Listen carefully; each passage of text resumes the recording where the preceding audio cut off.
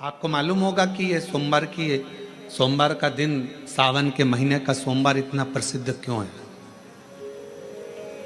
श्रावण के महीने के सोमवार का इतना महत्व क्यों होता है?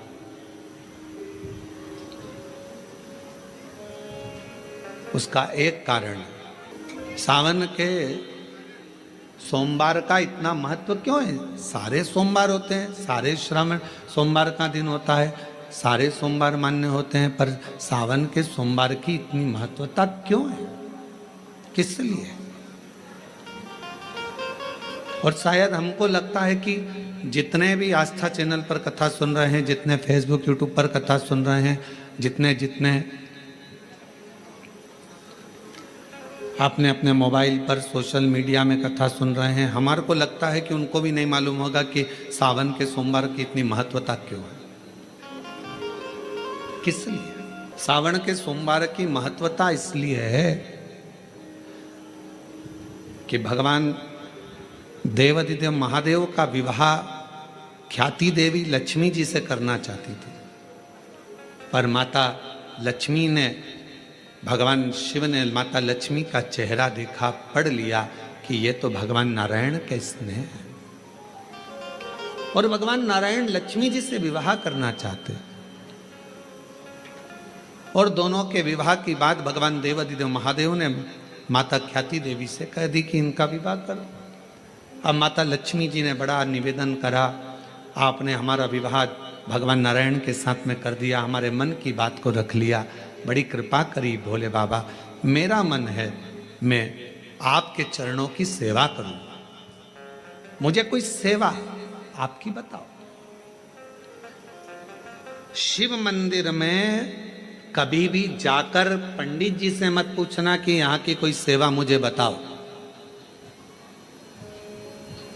भगवान के अन्य मंदिर होंगे तो वहां जाकर पूछना, देवी जी के मंदिर में यहाँ सेवा बताओ, राम जी के मंदिर में पूछना यहाँ सेवा बताओ, भगवान कृष्ण के मंदिर में पूछना हमारे लिए कोई सेवा बताओ, भगवान दत्त के मंदिर में पूछना हमारे लिए सेवा बताओ। सारे मंदिरों में जाकर कहना कि हमारे लिए सेवा बताओ, पर शिव जी के मंदिर में जाकर मत कहो कि हमारे लिए सेवा बताओ। वहाँ तो झाड़ू उठाओ, सेवा में लग जाओ। वहाँ तो निर्माल्य पड़ा है, उसको उठाओ, विसर्जन में ले जाओ। वहाँ पोछा उठाओ, पोछा लगाना प्रारंभ कर दो, शिव जी का श्रृंगार करना प्रारंभ कर दो, शिव जी का सुंदर स्नान कराना प्रारंभ कर दो। शिव मंदिर में सेवा पूछी नहीं जाती, सेवा करी जाती है।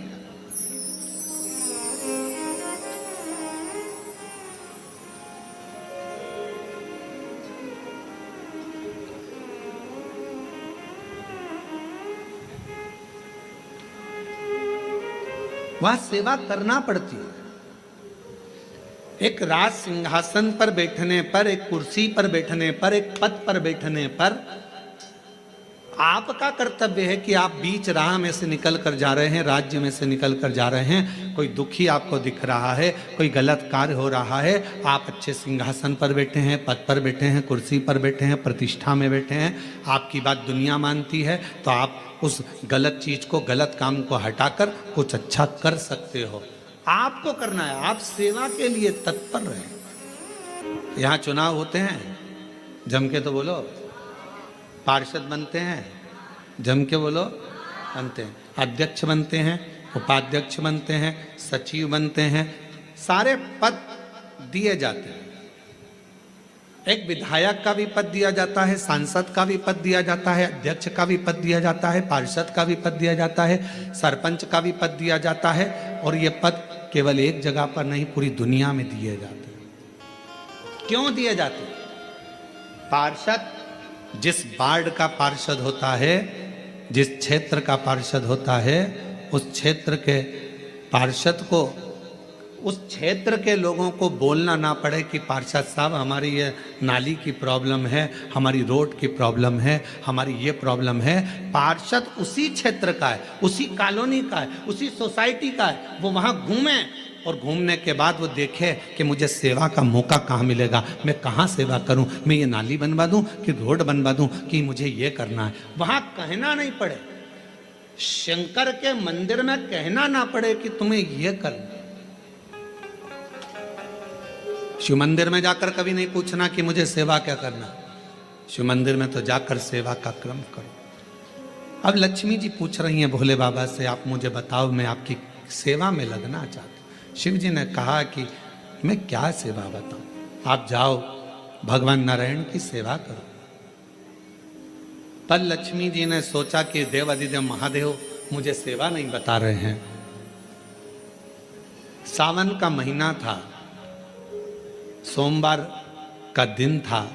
माता लक्ष्मी पूरे सावन के महीने में शिवालय में जाती, शंकर जी के कैलाश पर्वत पर जाकर खूब सेवा करती। खूब प्रथम सोमवारी निकल गई, द्वितीय सोमवारी निकल गई, तृतीय निकल गई, चतुर्थ आ गई।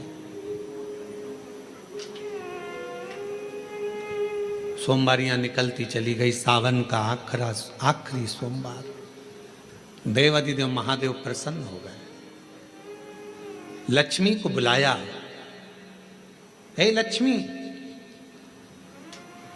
पूरी दुनिया में केवल महासंबोधन मेरे नाम के आगे लगा है। लोग मुझे देव अधिदेव महादेव कहते हैं।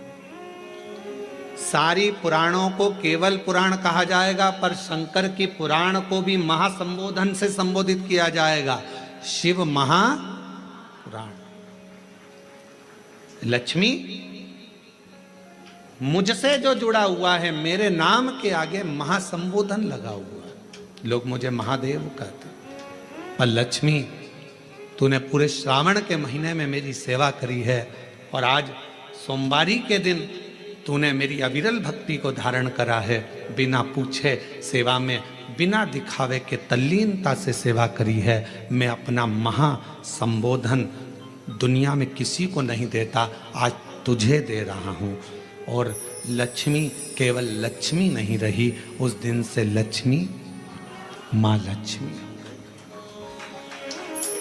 लक्ष्मी केवल लक्ष्मी नहीं रही, उस दिन लक्ष्मी महालक्ष्मी के संबोधन से प्रकट हुई। आज महासंबोधन लक्ष्मी जी को अगर किसी ने दिया तो भगवान देवाधिदेव महादेव ने दिया। और वह महासंबोधन कब मिला? सोमवार की इस श्रावण के सोमवारी के दिन जो हम व्रत करते हैं, साधना करते हैं, उपास करते हैं, अर्चना करते हैं।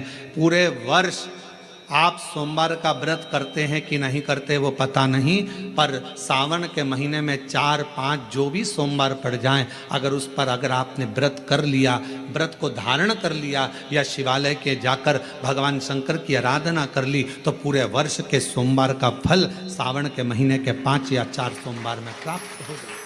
श्रावण के सोमवार की इतनी महत्वता है। कल एक बहन ने पत्र लिखा था कि सावन महीने की इतनी महत्वता क्या है।